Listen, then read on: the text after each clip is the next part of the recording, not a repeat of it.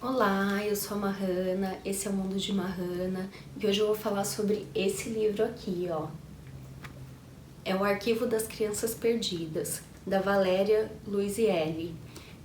Esse livro conta a história do fim de um casamento.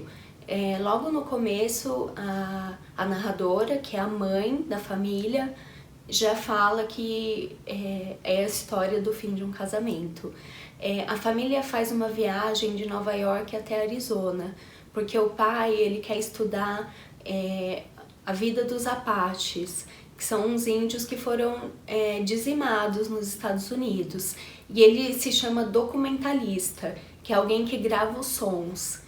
A mãe é documentarista, que é alguém que grava as vozes das pessoas e as histórias das pessoas. Mas a mãe tem um outro projeto, ela quer estudar a história das crianças que são imigrantes ilegais e que muitas vezes morrem no deserto ou então vão para aqueles lugares que elas ficam presas, que é uma crise nos Estados Unidos horrível, né? Que as crianças são deportadas, as crianças se perdem das famílias, é uma coisa terrível.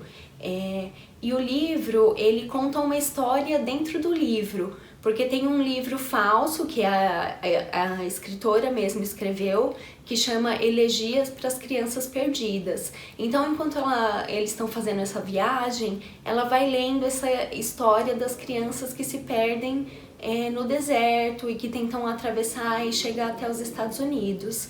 Uma coisa interessante do livro é que ele não fala o nome das personagens. Eles se chamam sempre pai, mãe, menino, menina ou filhos.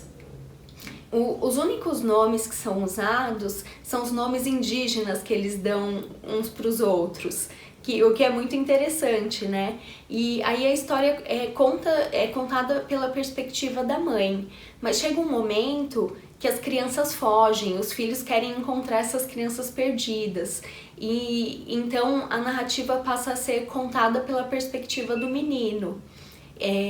Eu não vou contar o final do livro, né, porque não vou dar spoiler, eu quero que vocês fiquem com vontade de ler, mas é um livro que trata de questões muito importantes e é escrito de forma clara, meio objetiva, mas é muito interessante, principalmente por causa dessas questões tão importantes que a gente trata, que a gente precisa tratar e que a gente precisa pensar. Tudo bem que é um problema dos Estados Unidos, né?